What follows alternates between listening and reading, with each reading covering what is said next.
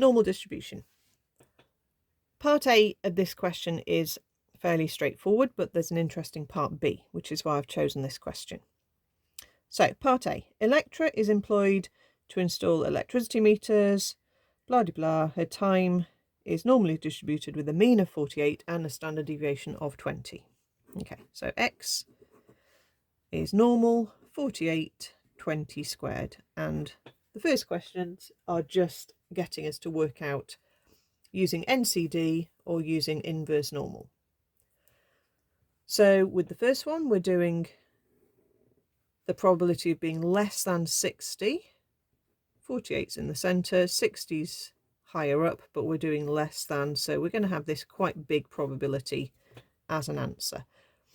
I do always draw the diagram because it helps me see whether I've actually mistyped anything, if my answer isn't kind of the size I'm expecting it to be.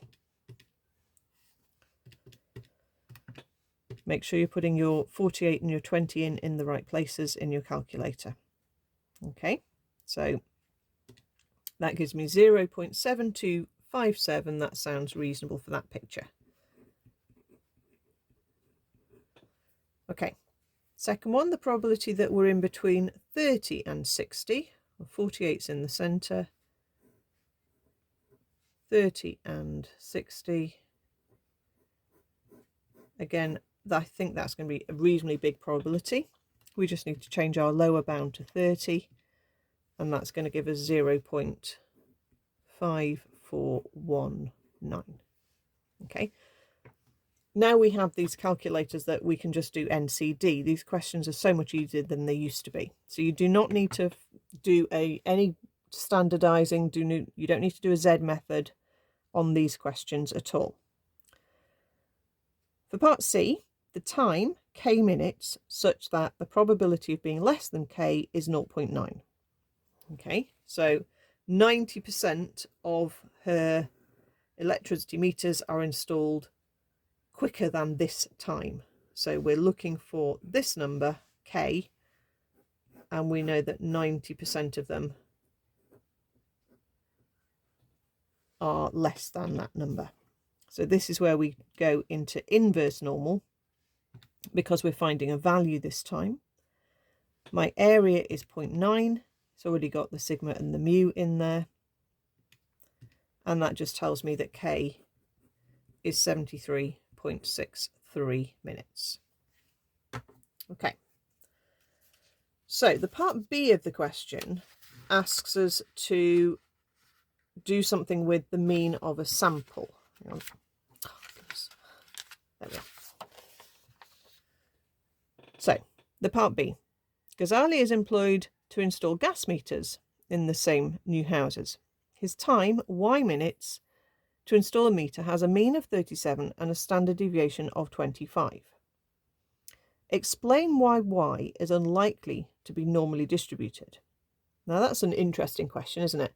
And it's because the standard deviation is really quite big compared to the mean that we've got here. If you tried to draw a normal distribution that had a centre of 37 and a standard deviation of 25, then we would basically get 0 minutes being sort of like a possible time, or even negative numbers being possible times. Because when you're drawing a normal distribution, basically you're about 3 lots of your standard deviation away from the mean by the time you get to the outer bit of the normal distribution. Now, if you did 37 minus 3 lots of 25, you're obviously going to be into negative.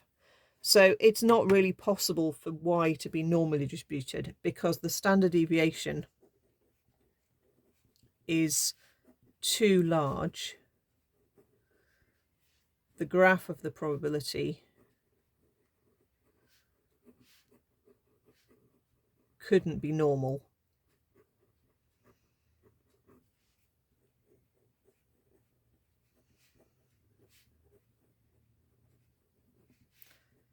It would definitely be skewed, but it would be sort of like a really weird shape.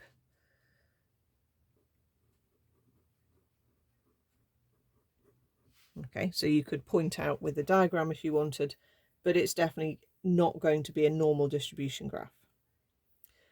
Part 2. State why y bar, the mean of a random sample of 35, is likely to be approximately normally distributed.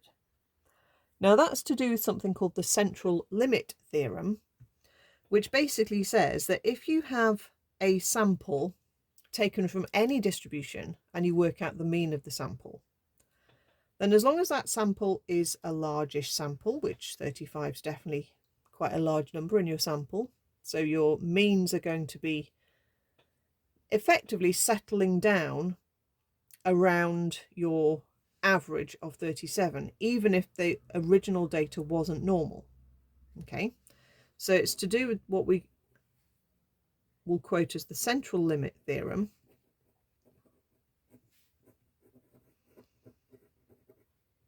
And that tells us that if you take the sample and work out the mean, then the distribution of the sample mean, this value that you get, will be approximately normal, even if the original data is not a normal distribution.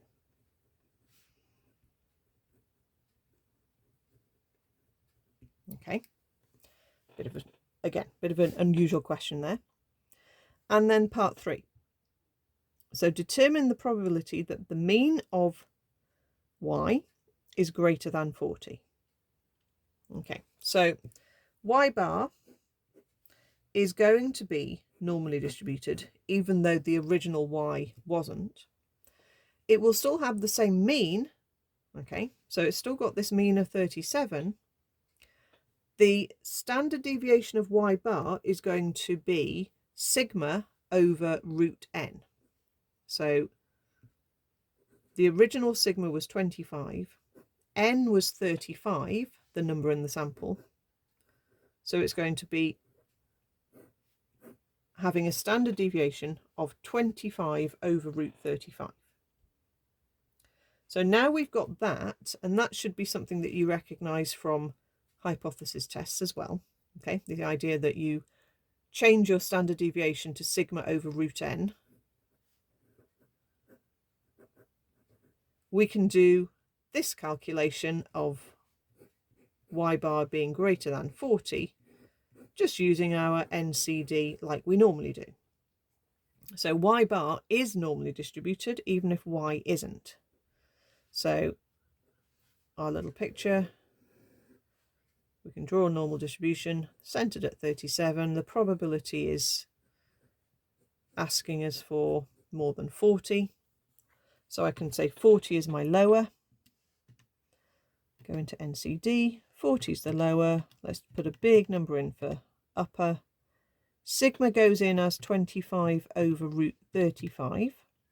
So use your fraction button or your division button there. And then mu goes in as 37. And that gives you 0.2389.